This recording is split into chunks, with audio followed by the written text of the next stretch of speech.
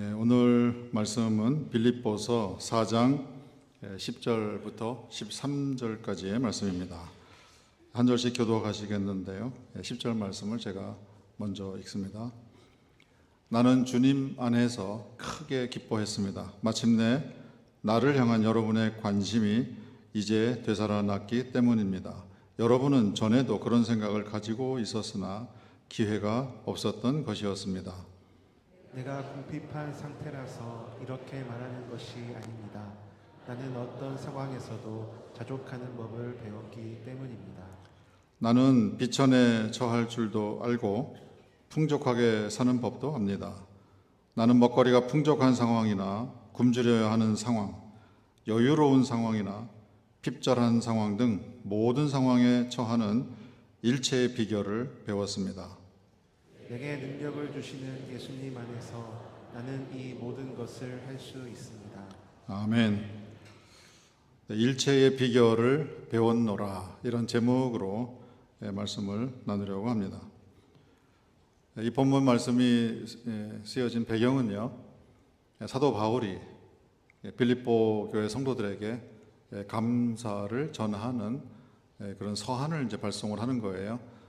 빌립보 교회에서 사도 바울을 돕기 위한 헌금을 가지고 에바브로디도라는 분이 파송을 받았어요. 그래서 그 헌금을 전달을 하고 또 그에 대한 이제 감사 답례의 서한을 사도 바울이 쓰셔서 에바브로디도를 통해서 빌립보 교회 성도들에게 이제 전하는 이제 그런 일이 있었는데요. 그 서한 가운데 한 부분이 됩니다. 이 서한 안에서 사도 바울은 빌립보 교회 성도들에게 감사의 말을 전합니다. 그러면서 동시에 본인은 자족하는 삶을 살고 있다라는 내용도 같이 전달을 합니다. 감사와 자족을 동시에 전달을 하고 있어요. 10절에 보면은 나는 주님 안에서 크게 기뻐했습니다. 마침내 나를 향한 여러분의 관심이 이제 되살아났기 때문입니다. 여러분은 전에도 그런 생각을 가지고 있었지만 기회가 없었을 뿐입니다. 진심으로 빌립보 교회 성도들이 보내주신 그 헌금에 감사하는 마음을 이렇게 전하고 있습니다. 그런데 동시에 11절에서 이런 말씀을 하세요. 내가 궁핍한 상태라서 이렇게 말하는 것이 아닙니다. 나는 어떤 상황에서도 자족하는 법을 배웠기 때문입니다. 글쎄요, 여러분이 전에 저를 도와주실 그런 생각을 가지고 있었는데 기회가 없어서 보내지 못했는데 이번에 이렇게 에바브로디도를 통해서 제가 정말 어려운 때에 도움을 주셔서 너무 감사합니다. 이 도움이 앞으로 저의 사역에 큰 힘이 될 겁니다. 거기에서만 이렇게 맞췄으면 감사의 말로서 이제 충분하다, 이렇게 우리가 생각할 수 있는데요. 그 다음에 한 말씀을 더 하는 거예요. 내가 궁핍한 상태라서 이렇게 말하는 것이 아닙니다. 11절 말씀이죠. 나는 어떤 상황에서도 자족하는 법을 배웠기 때문입니다. 이런 말을 같이 들으면은요, 우리 성도님들은 어떤 느낌을 받으실 거예요? 감사하다는 말이야, 감사하지 않다는 말이야, 이렇게 반응할 수 있어요. 그렇게 헌금을 보내주셔서 정말 감사합니다. 그러나 사실은 나는 헌금을 보내주시지 않았어도 자족하는 일체의 비법을 배웠기 때문에 그렇게 살고 있습니다. 충분합니다. 이런 말씀을 동시에 이제 전하는 이런 사도 바울의 이 편지, 이 서한의 내용을 우리가 읽으면서 섬찟한 느낌이 들어요. 감사의 그런 헌금을 받았을 때 진심으로 따뜻한 마음으로 내가 크게 기뻐합니다. 정말 이 헌금이 저에게 많은 도움이 되는 거 맞습니다. 감사합니다. 그거는 100% 진정성 있게 전달하는 거예요. 그러나 동시에 사도 바울은 빌립보 교회 성도들에게 사도로서 한 말씀을 전달하세요. 그들에게 도움이 될 그런 내용을 전하는 것이에요. 나는 도움에 감사하지만은 내가 사도로서 살아가는 이 길에 그런 도움에 전적으로 의지하면서 사는 것은 아닙니다. 그거를 참으로 냉정하면서도 쌀쌀할 수도 있는 이런 내용을 어쩌면 이렇게 가감없이 빌립보 성도들에게 전달을 하는가, 이 두 부분을 우리가 볼 수 있어야 합니다. 성도들 사이에 필요를 보고 어려운 형편에 있는 분들을 우리가 진정성을 가지고 도와주고 또 도움을 받은 분의 입장에서는 그를 당연한 것으로 여기지 않고 정말 기쁩니다, 정말 감사합니다 하는 이런 마음을 전달하는 것, 그것도 중요하죠. 그러나 성도의 삶은 그렇게 도움을 주고 도움에 감사하고 하는 이런 차원을 넘어서 더 깊은 차원이 있다라는 것을 사도 바울의 이 말을 통해서 우리에게 알려주고 계세요. 여기에서 자족이라는 단어를 사도 바울이 사용합니다. 그것을 헬라어로는 아우타르케이아 이렇게 씁니다. 영어 알파벳으로 제가 가져왔는데요. 아우타, 그거는 우리가 요즘에도 사용하잖아요. 오토라는 뜻이에요. 자동이라는 그런 번역도 되지만은 다른 영어로 하면은 self가 돼요. 내 자신. 아르케이아, 이것은 충분합니다. 다른 도움 없이도 나 홀로 충분합니다. 그런 의미가 되는데요. 환경, 상황에 좌우되지 않고 어떤 환경이나 어떤 상황이라도 그 영향을 내가 받지 않고 좌지우지 되지 않고 끌려가지 않고 내가 지배당하지 않습니다. 상황이나 환경에 상관없이 나는 충분히 만족한 마음 상태를 어떤 상황에서도 유지하고 있습니다. 그 얘기를 하는 거예요. 어떻게 그것이 가능할까? 이런 자족의 상태가 어떻게 가능할까? 그것은 예수님과의 인격적인 관계에서 예수님을 현장감 있게 또 실감나게 체험하고 믿고 의지하고 살아가는 그런 상태에 제가 있기 때문입니다. 그런 얘기를 하는 거예요. 우리 성도님들의 삶에도 이런 늘 감사하는 그 마음, 따뜻한 마음, 진정성 있는 그렇게 마음을 표현하는 이런 부분과 더불어서 정말 냉정하게, 그러나 성도의 본래의 모습, 성도다운 모습을 흐트러뜨리지 않는 이런 균형감 있는 이런 모습을 우리 세움교회 성도님들이 다 갖추시게 되기를 간절히 바랍니다. 사도 바울이 말씀하신 이 내용은 굉장히 이제 중요한 내용이 됩니다.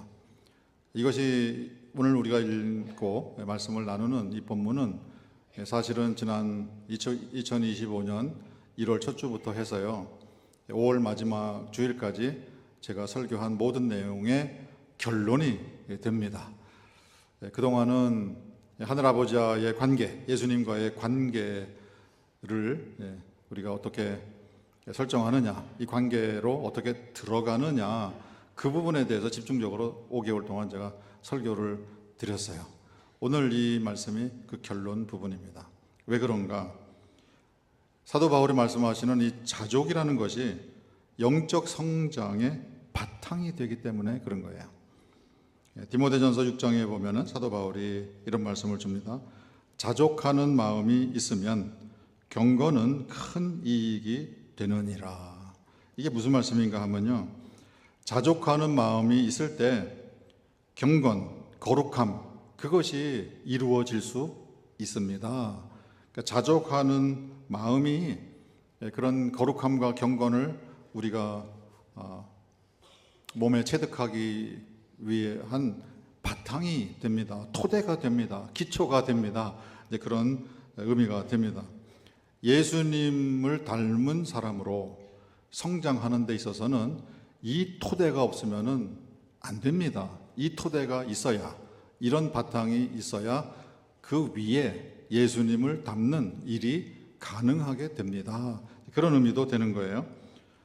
결국은 자족하는 이 마음, 이 상태, 이것이 영적인 성장의 기초요, 바탕입니다. 그런 말씀이죠. 모든 성도에게는 이것이 기본입니다. 성도의 모습은 바로 이것입니다. 그런데 예수님을 닮고 예수님을 본받는 것이 하루아침에 되나요? 그게 되질 않죠. 오늘부터 내가 영어를 이제 배우기로 결심했습니다. 결심했다고 갑자기 원어민처럼 영어가 능통하게 되나요? 그렇게 되지 않죠. 내가 예수님을 본받기로 결심했습니다 라고 마음을 먹는다고 일주일 만에 예수님을 본받는 그런 경지까지 올라가나요? 그렇게 되질 않죠. 긴 세월이 필요한 거예요.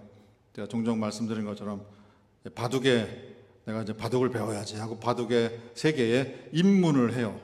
그러나 입문하는 그날 바둑의 9단, 10단이 하루아침에 되나요? 안 된다고요. 그래서 그런 예전부터 하는 말 있잖아요. 로마는 하루아침에 세워지지 않았습니다. Rome was not built in a day. 하루 만에 로마가 세워진 게 아니란 말이에요.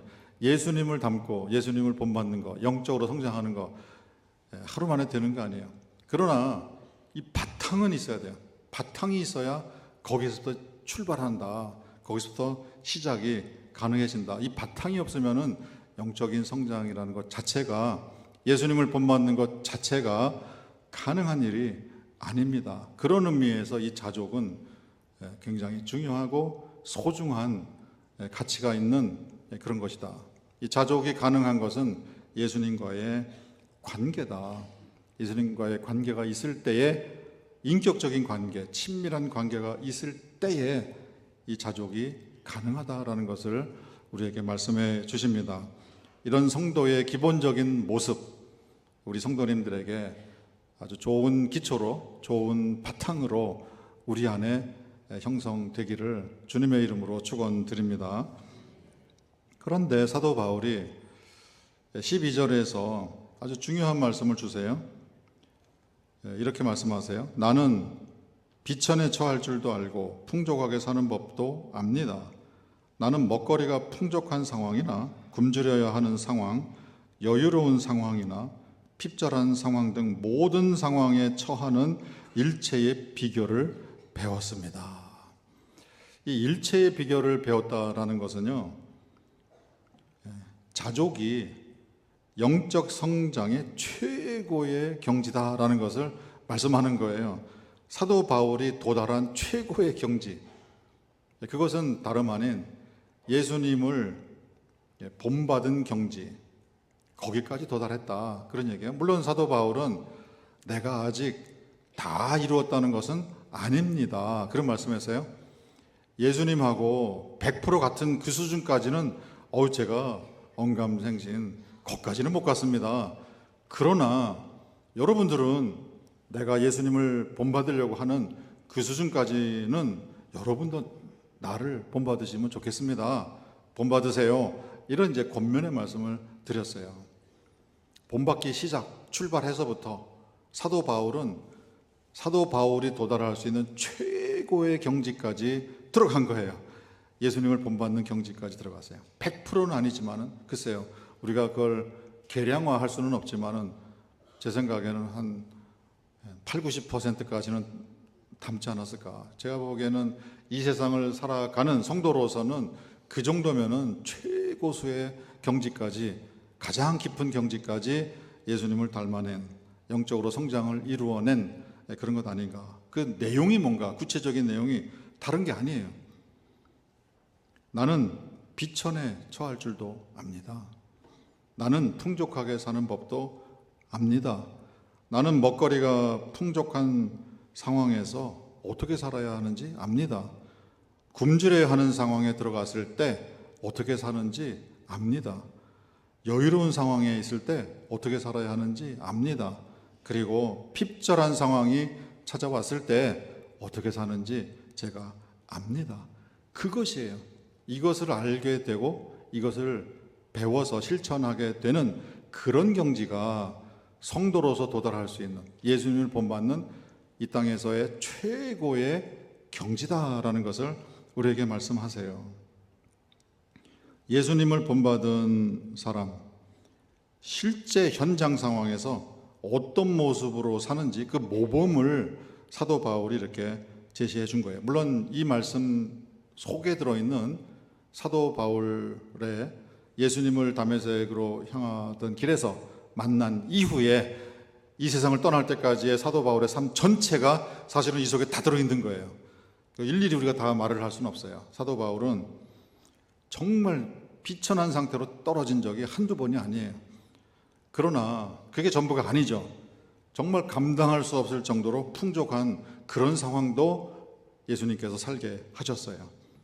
먹거리가 풍족한 상황 또는 굶주려야 하는 상황. 이 굶주려야 하는 상황은요, 정말 뭐 하루 이틀 한 끼 두 끼를 건너뛰고 이런 정도가 아니라 굶주려서 죽을 수밖에 없는, 죽을 수도 있겠다 하는 그런 상황까지도 들어간 것이고요.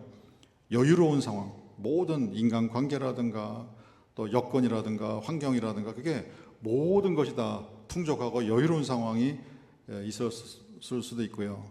또 핍절한 상황, 그건 뭐 오해를 받고 미움을 당하고 박해를 당하고 하는 이런 모든 것을 포함을 해서 핍절한 상황, 정말 이렇게까지 내가 고생을, 고난을, 시련을 겪어야 하는가 하는 그런 상황까지도 사도 바울은 무수히 경험한 그 길을 걸어온 거예요. 그 모든 실제 상황에서 어떤 모습으로, 성도다운 모습으로, 예수님 닮은 본받은 모습으로 살아가는 것인지 그것을 일체를 제가 그 비밀을 배웠습니다. 체득을 했습니다. 그 얘기하는 거예요. 그래서 그 결과 어떤 상황에서도 나는 그 상황에 지배당하지 않습니다. 나는 그 상황에 의해서 좌지우지 당하지 않습니다. 나는 그 상황에 의해서 끌려가지 않습니다. 내가 살고 있는 환경, 그리고 또 내게 닥친 어떤 특정한 상황, 그거하고 상관없이 나는 항상 기뻐합니다. 나는 범사에 감사합니다.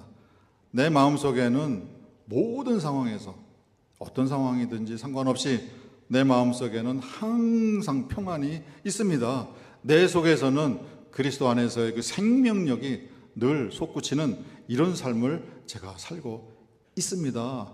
그 경지까지 저는 갔습니다. 그 얘기를 지금 전하고 계시는 거예요. 그러면서 빌립보 교회 성도분들에게, 성도님들도 이 모습이 성도다운 모습인 줄 아시고 이 기준을, 이런 길을 꾸준히 걸어가시고 그 경지까지 도달하시기를 바랍니다.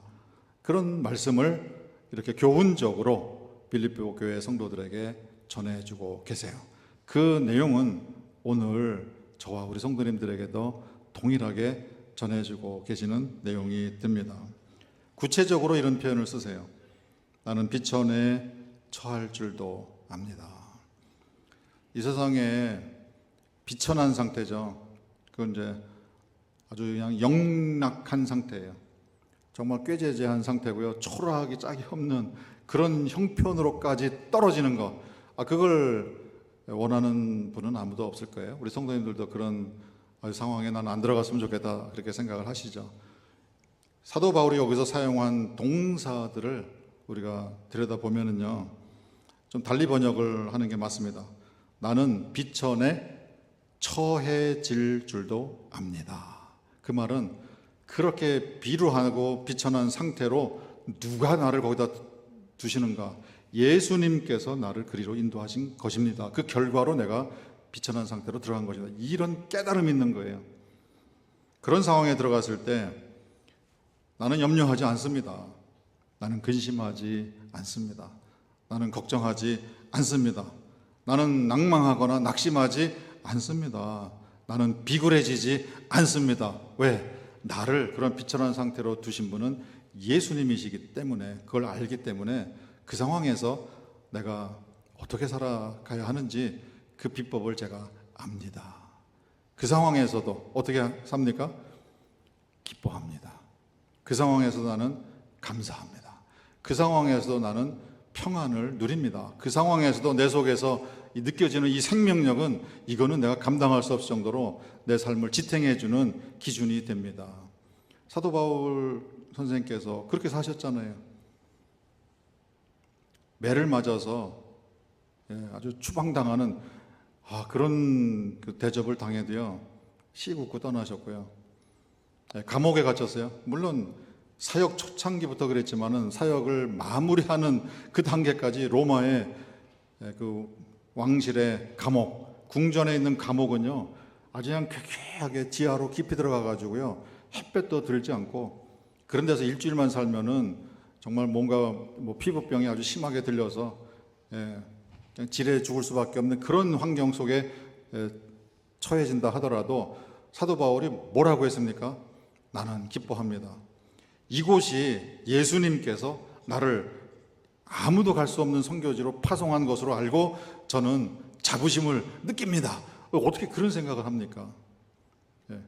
거기에 나를 두신 것, 이런 상황에 처해진 것은 예수님께서 나를 거기에 보내신 것입니다. 이런 생각을 가지니까 근심합니까? 걱정합니까? 염려합니까? 비굴해집니까? 스스로 낙심하고 낭망합니까? 전혀 그런 일이 있을 수가 없는 거예요. 쉬운 일은 아니죠. 우리가 처음부터 그런 경지에 갈 수 있는 것은 아니에요. 아까 말씀드린 것처럼 영어의 세계에 입문해서 나도 언젠가는 원어민을 닮은 수준으로 간다. 우리가 신앙의 세계에서 내가 예수님을 본받은, 예수님을 닮은 그런 성도가 돼야지. 우리가 마음 먹는 것, 그건 기초입니다. 그러나 현장 상황 속에서 우리가 어떤 환경에 들어가서 어떤 상황과 부딪혔을 때 이런 생각을 가지고 우리가 근심하지 않고 걱정하지 않고 염려하지 않고 낙심하지 않고 비굴해지지 않고 그 안에서 기뻐하고 감사합니다.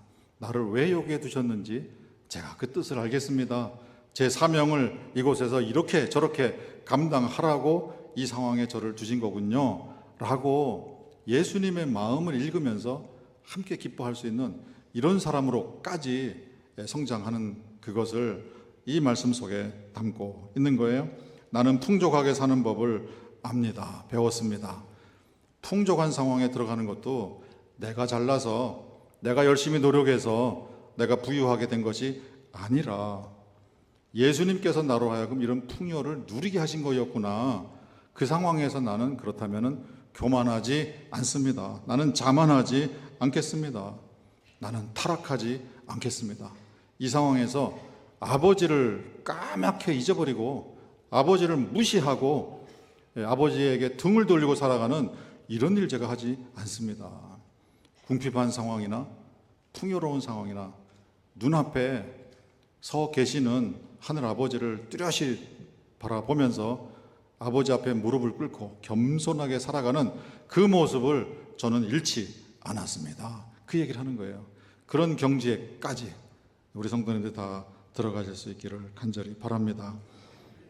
자만하지 않고 타락하지 않고 교만하지 않고 하늘아버지를 무시하지 않는 이런 상태, 그거는 참으로 귀한 것 같아요. 우리가 기독교의 역사를 보면은요, 특히 이제 서구 기독교를 볼 때 풍요로운 사회가 도래를 합니다. 풍요로운 사회가 되면은 기독교 인구가 감소하는 그런 현상이 일어나고요. 오늘날 서구 사회가 풍요함을 그렇게 누리는 그런 세상이 됐잖아요. 교회에 출석하는 분들은 나이가 연로하신 분들 몇 분 빼놓고는 다 교회를 빠져나가는, 교회가 쇠퇴하고 교회가 무너지는 그런 주 원인을 풍요로움으로, 그 탓으로 우리가 설명을 합니다. 물론 오래전에 풍요로운 사회, 갈브레이드라는 분이 Affluent Society 이런 이제 제목으로 책도 썼어요. 이제는 서구 사회는 풍요로운 사회다. 우리 한국도요, 먹고 사는 문제 해결하고 풍요로운 사회로 들어가면서 점점 교회에 등을 돌리는 이런 일들이 일어나고 있는 거예요.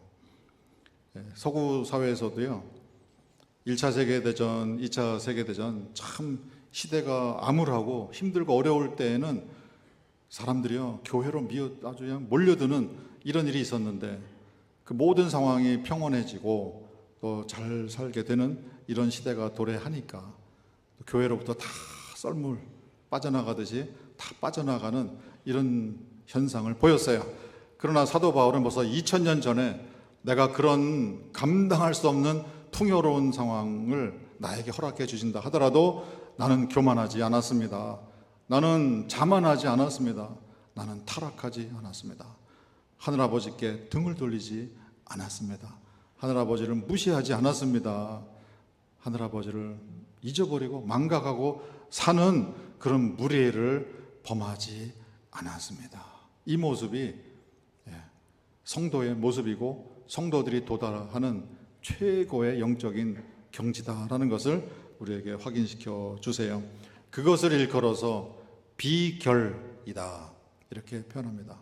영어 아까 화면에 그 제목을 secret, 그걸 비결이다라고 번역할 수도 있지만은 좀 더 정확히 번역하면 비밀이에요.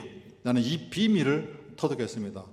이 비밀이라는 용어는요, 성경에서 특별한 의미가 있는데요, 예수님의 가르침 전체의 핵심을 얘기하는 거예요. 핵심. 이게 비밀이에요. 이 비밀의 주체는 사실은 예수님입니다. 예수님의 이름은 임마누엘, 여호와께서 우리와 함께 계시다. 이것이 기독교 신앙 전체의 비밀이에요. 근데 이 비밀을 우리는 들어서 알 수는 있어요. 그러나 이것은 입문의 단계에서 알 수는 있어요. 그러나 우리가 살면서 어떤 구체적인 환경에서, 구체적인 상황에서 사도 바울처럼 예수님을 닮은 모습으로 이것을 경험을 통해서 터득하는 단계까지 가기에는, 이 최고의 경지까지 가기에는 우리는 훈련을 거쳐야 되는 거예요. 우리 성도님들이 언젠가는 그 훈련들을 다 거쳐서, 저도 이 비밀을 배웠습니다. 그리고 어떤 환경이든 어떤 상황에서든지 제가 기쁨과 감사로 평안으로 사는 그런 성도의 모습, 최고의 경지의 모습을 저도 이제는 비슷하게 닮은 것 같습니다. 이런 고백을 우리가 당당하게 해낼 수 있는 우리 성도님들 되시기를 정말 간절히 주님의 이름으로 축원드립니다. 사도 바울은 그 일이 어떻게 가능할까, 그렇게 영적으로 그 깊은 경지까지, 자족하는 경지까지 모든 상황에서 흔들리지 않고, 모든 상황에서 끌려가지 않고, 모든 상황에서 항상 기뻐하고 범사에 감사할 수 있는 이 기독교 신앙의 이 비밀, 이 예수님을 닮는 이 모습, 여기까지 어떻게 갈 것인가, 그 비법을 13절에 알려주고 계세요. 내게 능력을 주시는 예수님 안에서 나는 이 모든 것을 할 수 있습니다. 물론 2000년 전에요, 그 헬라에 많은 철학자들이 있었어요. 그분들이 현실을 살아가는 그런 실제적인 가르침들을 많이 줬어요. 그래서 자족하는 법도 세상 방식으로 수련을 통해서 자족하는 법도 가르치고요. 뭐 여러 가지 학설들도 있고 했었어요. 그러나 사도 바울은 분명하게 얘기합니다. 이런 자족은 그런 어떤 학문의 수련을 통해서 이루어질 수 있는 것이 아니라 예수님 안에서, 예수님과의 관계에서만 가능합니다. 그 얘기를 하고 계신 거예요. 예수님과 사이에, 우리 성도님들이 예수님과 친밀한 관계, 인격적인 관계, 현장감이 있고 실감나는 그 관계에 들어가 계신다면 어떤 상황에서도 좌우로 흔들리지 않고요, 그 상황에 끌려가는 일은 일어나지 않습니다. 그 얘기를 지금 하고 있는 거예요. 만약에 우리 성도님들이 예수님과 그런 친밀한 관계가 정말로 있으시다면 어떤 상황에서도 우리는 끌려가지 않습니다. 어떤 상황에서도 우리는 흔들리지 않습니다. 어떤 상황에서도 우리는 좌지우지 당하지 않습니다. 그 환경에 의해서, 상황에 의해서 지배당하는 일은 일어나지 않습니다. 나는 영향 안 받습니다. 이런 사람이 된다는 거예요. 누가? 예수님과 진짜 친밀한 관계가 있다고 한다면 그렇다면 그런 모습이 우리에게서 나올 수밖에 없는 거예요. 이걸 좀 달리 표현하면요, 어떤 상황에서도 우리가 끌려가지 않는, 거기에 영향받지 않는 그런 수 있을 만큼 나에게는 예수님과 사이에 그런 친밀한 가까운 인격적인 관계가 있습니다. 이런 말을 하는 분들이 성도분들이다. 그 얘기를 좀 하고 있는 거예요. 빌립보 교회 성도들에게 여러분들이 나에게 보내주신 이 헌금 정말로 감사합니다. 정말 기쁩니다. 그러나 여러분들은 나를 보고 헌금으로 도움을 준 것에서 그치지 말고 나를 본받으시기 바랍니다. 참 하기 어려운 냉정한 영적인 교훈을 동시에 전해주는 이 깊은 마음을 우리가 읽어낼 수 있게 되기를 바랍니다. 예수님과의 관계가 있다면 우리는 자족할 수가 있는 거예요. 어떤 상황에서도 우리는 씩 웃고 웃는 정도가 아니고요, 우리는 그 안에서 항상 기뻐하고 범사에 감사하고 내 마음에 넘치는 평안으로 자유함으로 이 세상을 살아가는 예수님 닮은 모습이 우리에게서 보여지기 시작하는 거예요. 그게 예수님의 모습이잖아요. 예수님은 이제 십자가가 이제 코앞에 다가왔어요. 갈보리 언덕에서 이제 날이 새면은 처형을 당하는 그 직전 상황까지 갔습니다. 제자들을 데리고 갈보리 겟세마네 동산에 올라가실 때에 내가 고민이 되어서 너무 힘들다, 이런 인간적인 마음도 토로를 하셨어요. 마지막 제자들과 만찬을 마치시고 나누시는 대화 속에서 이런 말씀을 하셨어요. 잠시 후에는 자네들이 다 나를 버리고 다 떠나갈 것이다. 그리고 나를 홀로 남겨둘 것이다. 이 말씀의 의미는요, 참 깊은 얘기예요. 예수님이 그 말씀을 하실 때 제가 느끼기에는 이건 절대 고독의 말씀이세요. 3년 동안 같이 다녔는데 자네들이 나를 다 버리고 마음으로 다 떠나는 거겠죠. 그리고 예수님은 나는 홀로 3년 동안 무수히 많은 사람들을 만났고 많은 사람들을 도와주고 많은 사람들을 고쳐주고 많은 사람을 먹여주고 다 했는데 이제 홀로 남는 거예요. 이거는 절대 고독의 순간을 의미합니다. 그런데 예수님이 그 다음에 뭐라고 하셨는지 아세요? 이렇게 말씀하셨어요. 요한복음 16장 32절 말씀인데요, 저하고 같이 읽으실까요? 시작.